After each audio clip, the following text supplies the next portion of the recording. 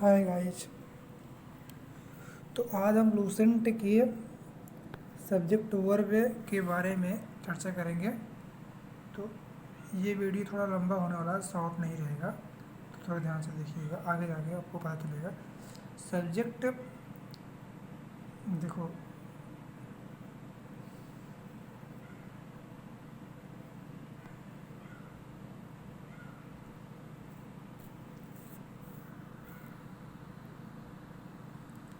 देखो सबसे पहले जान लो, किसी भी सेंटेंस में सब्जेक्ट नंबर और पर्सन के अनुसार वर्ब सब्जेक्ट वर्ब एग्रीमेंट कहलाता है। ठीक, इतनी बात समझ में आई। मतलब सब्जेक्ट के नंबर और पर्सन के अनुसार वर्ब का प्रयोग सब्जेक्ट वर्ब कहलाता है।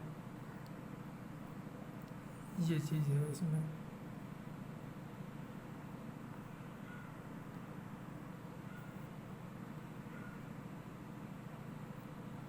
दूसरी चीज़ देखो क्या है यार। देखो दूसरी चीज़ में ये कह रहा, दूसरे रूल में, यदि किसी सेंटेंस का सब्जेक्ट सिंगुलर नाउन हो तो इसके साथ सिंगुलर वर्ब का प्रयोग करता है। जैसे Mohan was always late, singular noun singular verb. ठीक।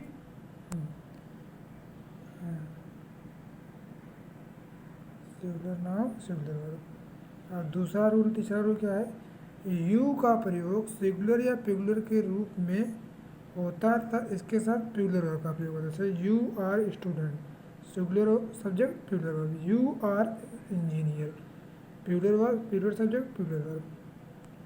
ठीक। अगला देखो, चौथा रूल कह रहा है, नीड नॉट अथवा डेयर नॉट का प्रयोग सिंगुलर व प्लूरल सब्जेक्ट के साथ प्लूरल वर्ब का प्रयोग होता है। जैसे जैसे she need not go there, singular subject singular verb. अब सी नीड नॉट, ये सेंटेंस गलत है लेकिन ये सही है। She need not go there, ये सही है।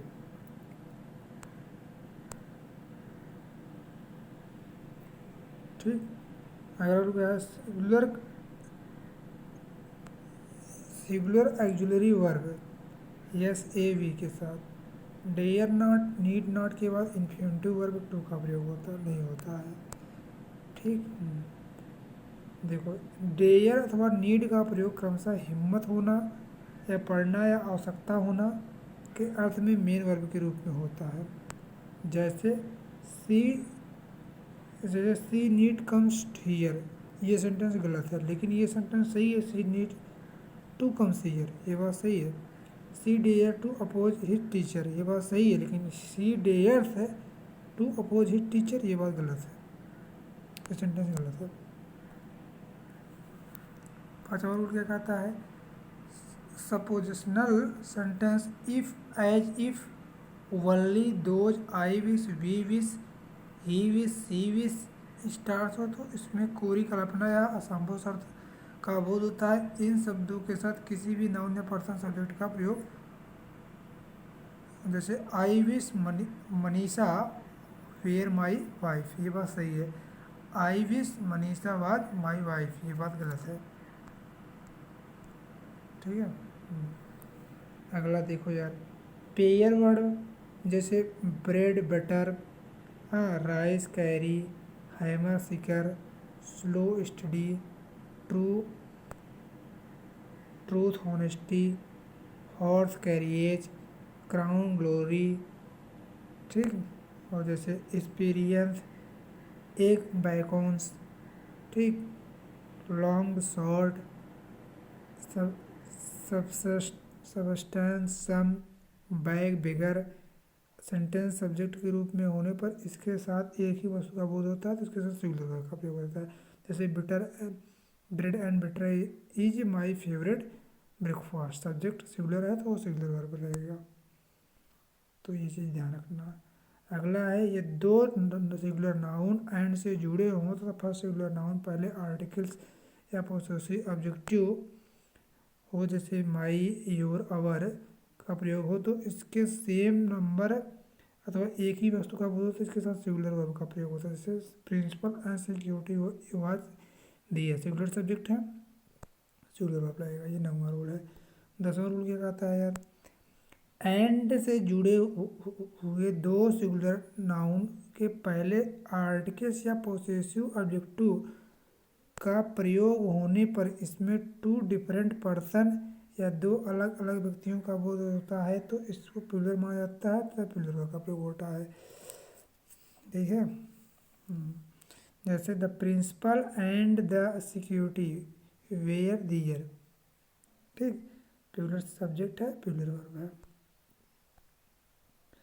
अगला रूल क्या है, ये दो ऑब्जेक्टिव एंड से जुड़कर किसी सिंगुलर कॉमन नाउन के पहले प्रयुक्त होता था first adjective indefinite articles A N का प्रयोग हो तो इसके साथ एक ही वस्तु का बोध होता है तो सिंगुलर माना जाता है, तो इसके साथ सिंगुलर वर्ब का प्रयोग होता है। ठीक है, जैसे a black and white cat was my meow, singular subject singular verb. 12 rule देखो, या दो सिंगुलर नाउन एंड से जुड़े हो तो फर्स्ट सिंगुलर नाउन के पहले इच या एवरी का प्रयोग हो तो प्रत्येक सिंगुलर नाउन के पहले इच या एवरी का प्रयोग हो तो इसे सिंगुलर सब्जेक्ट के रूप में इस्तेमाल किया जाता है, जिसका सिंगुलर वर्ब लगता है। जैसे each pen and pencil is red, जैसे सिंगुलर सब्जेक्ट सिंगुलर वर्ब। ठीक, each every either neither plus singular countable noun sentence के सब्जेक्ट के रूप में हो तो इसके साथ सिंगुलर वर्ब का प्रयोग होता है। जैसे ईच बॉय वाज हैंडसम, मतलब सिंगुलर सब्जेक्ट है, ईच बॉय सिंगुलर वर्ब है, ये बात सही है। अगर वो क्या है, each of either of neither of plural plural plural noun या प्लूरल प्रोनाउन सेंटेंस के सब्जेक्ट के रूप में हो तो इसके साथ सिंगुलर वर्ब का प्रयोग होता है। जैसे each of these four pen is red, ये बात सही है क्योंकि ये सिंगुलर सब्जेक्ट है तो इसके साथ सिंगुलर वर्ब है, लेकिन ये बात गलत है, each of these four pen are red. ठीक है, 13वां रूल देखो यार, ईच का प्रयोग सेंटेंस के सब्जेक्ट के रूप में होने पर इसके साथ सिंगुलर वर्ब का प्रयोग होता है। जैसे ईच हैज पेन, ठीक, ईच हैव पेन नहीं, ये सेंटेंस सही है। अगर वो देख लो यार, ये तीन पर्सन प्रोनाउन एंड से जुड़े हों, ठीक है, और सेंटेंस के सब्जेक्ट के रूप में प्रयोग हो तो गुड सेंस में प्रोनाउन 2 3 1 फॉलो करें और प्लूरल वर्ब का प्रयोग करें। 2 3 1 मतलब यू आई कुछ प्रोनाउन होते हैं, बाद में बताएंगे। अगला ये रूल देखो, many a good many a great many का प्रयोग बहुत के अर्थ में अनिश्चित संख्या का बोध करने के लिए होता है। इसका प्रयोग सेंटेंस के सब्जेक्ट के रूप में हो तो इसके साथ प्लूरल वर्ब का प्रयोग कर, जैसे many are absent from the class, plural subject है, प्लूरल वर्ब है। जैसे many an singular countable noun का प्रयोग सेंटेंस के सब्जेक्ट के रूप में हो तो उसके साथ सिंगुलर वर्ब का प्रयोग होता है, न कि प्लूरल। ठीक है, जैसे many a boy go to college, गलत है। जैसे many a boy goes to college in a time, सही है क्योंकि सिंगुलर काउंटेबल नाउन है, सिंगुलर वर्ब है।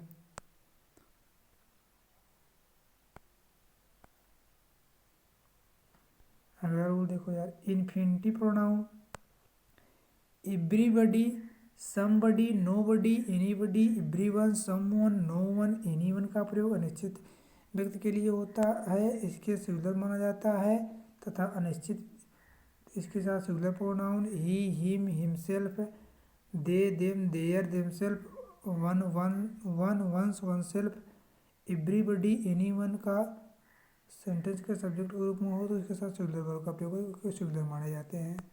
ठीक है, इन्फिनिटिव प्रोनाउन जैसे everything some things no things anythings अनिश्चित वस्तु के लिए होता है, इसे सिंगुलर माना जाता है तथा जैसे singular pronoun it its itself, ना कि he him himself they himself one one oneself ना, तो सेंटेंस के सिंगुलर सब्जेक्ट का सिंगुलर वर्ब। अगला रूल देखो यार, थैंक्स फॉर वॉचिंग।